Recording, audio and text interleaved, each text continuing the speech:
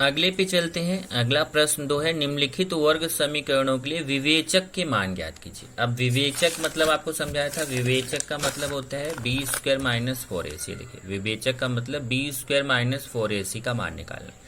और ए मान में मुझे आपको ज़्यादा समझाने की जरूरत नहीं है, क्योंकि सूत्र विधि में ए मान आप निकाल चुके हैं। कैसे निकालेंगे मैं जल्दी से बता देता हूँ। ये वर्ग समीकरण x square plus 7x minus 1 equal to 0, पहले इसकी a x square plus b x plus c equal to 0 से तुलना करेंगे।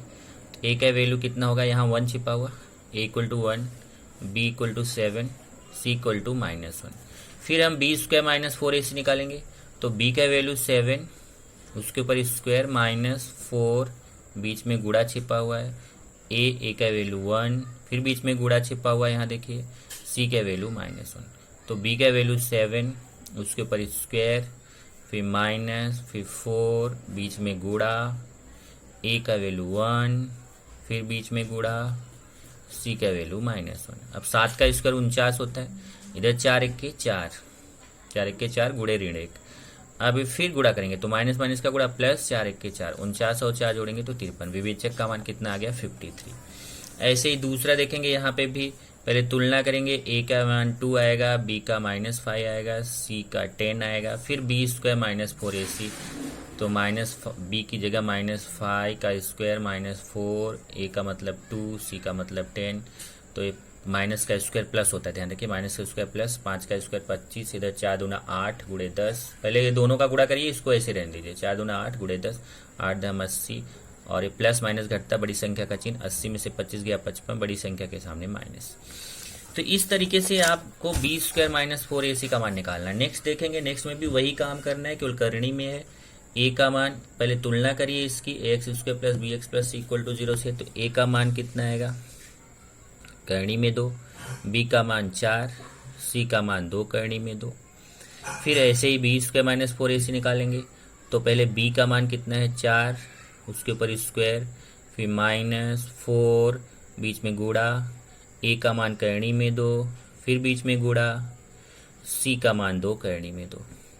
अब 4 का स्क्वायर 16। अब गुणा में क्या होता है, बाहर का गुणा बाहर से, अंदर का गुणा अंदर से, तो 4 दूना 8, और करनी में 2 में करनी में 2 का गुणा होता है तो 2 आता है, करनी हट जाती है, तो इधर 4 दो, बाहर का बाहर से गुणा, 4 दूना 8, और ये 2 का 2 से गुणा 4 होता है, 4 का वर्गमूल 2 होता है, पर हम डायरेक्ट 2 लिख सकते, 2 मैंने लिखा है, आप चाहे तो स्टेप बढ़ा सकते हैं, करनी में 4, 4 का वर्गमूल 2, 8 दूना 16, 16 में से 16 गया 0, विवेचक का मान 0। इस तरीके से आपको बी स्क्वायर माइनस 4ac का मान निकालना था। लेकिन जब तीसरे में जाएंगे तो तीसरे में एक लाइन और करना है। निम्नलिखित वर्ग समीकरणों से विवेचक का मान ज्ञात कीजिए और मूलों का स्वरूप निश्चित कीजिए। मतलब ये जो आपका वर्ग समीकरण है, इसकी पहले तुलना कर लीजिए, ए बी सी के मान निकाल लीजिए। ए का मान 1, बी का मान -4, सी का मान 4, फिर बी स्क्वायर माइनस 4ac का मान निकाल लीजिए। फिर आप निकालने के बाद मूलों के स्वरूप के लिए ये आपको फिर से याद करना है। अगर प्लस में आया, धनात्मक आया, तो आपको लिखना है मूल वास्तविक तथा असमान। अगर 0 के बराबर आया तो मूल वास्तविक तथा समान। अगर ऋणात्मक आया तो मूल वास्तविक नहीं। ऐसा 3 चीज आपको देखना है, या तो प्लस में रहेगा, या माइनस में रहेगा, या फिर 0 रहेगा। तो जैसे यहाँ पे देखेंगे, ते हमारा 0 आया है, 16 माइनस 16 आपने किया, 16 माइनस 16 कितना आ गया, 0। तो बी स्क्वायर माइनस 4ac का मान 0 आ गया। तो जब 0 आया तो वहाँ पे देखिए दूसरा पॉइंट ध्यान से देखिए, दिए गए वर्ग समीकरण के मूल वास्तविक तथा समान है, क्योंकि जब 0 आता है तो क्या लिखा जाता है, वास्तविक तथा समान। ऐसे ही इसमें देखेंगे, यहाँ पे भी पहले ए बी सी का मान निकाल लिया। ए का मान 2, बी का मान -7, सी का 2, फिर बी स्क्वायर माइनस 4ac का मान निकाला, 33 आया प्लस में। ये जब प्लस में आ गया, देखिए यहाँ पे लिखा बड़ा है 0, बड़ा है 0 का मतलब प्लस में आ रहा है, तो लिखना है वर्ग समीकरण के मूल वास्तविक तथा असमान है। क्योंकि पहला पॉइंट देखिए, पहला पॉइंट क्या लिखा है कि अगर प्लस में आता है, धनात्मक आता है, तो वर्ग समीकरण के मूल वास्तविक तथा असमान। उत्तर में भी लिख दिया वास्तविक तथा असमान है। ऐसे तीसरा देखेंगे, पहले तुलना कर लिया, ए का मान 1, बी का मान 2, सी का मान 9, फिर 20 का माइनस 4ac का मान निकाल लिया। तो ये देखिए प्लस माइनस घटता, बड़ी संख्या का चिन्ह, 36 में से 4 गया 32, बड़ी संख्या के सामने माइनस।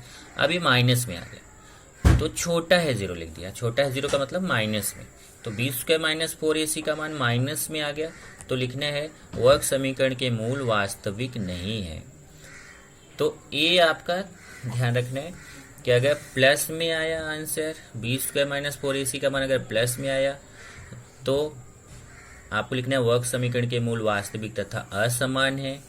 अगर 0 आया, बी स्क्वायर माइनस 4ac का मान 0 आया तो लिखना है वर्ग समीकरण के मूल वास्तविक तथा समान है। और अगर माइनस में आया तो लिखना है वर्ग समीकरण के मूल वास्तविक नहीं है। इस तरीके से आपका ये दोनों क्वेश्चन सेम टाइप से था। पहले वाले में केवल बी स्क्वायर, ध्यान रखना है ये जो इसके पहले दूसरा क्वेश्चन था उसमें केवल बी स्क्वायर माइनस 4ac का मान निकाल के छोड़ देना, क्योंकि केवल विवेचक का मान निकालना था। लेकिन इसमें विवेचक का मान निकालने के बाद एक लाइन बढ़ाना है, आपको बताना भी है कि उसका मूल कौन से टाइप का है, तो आपको एक लाइन एक्स्ट्रा करना है।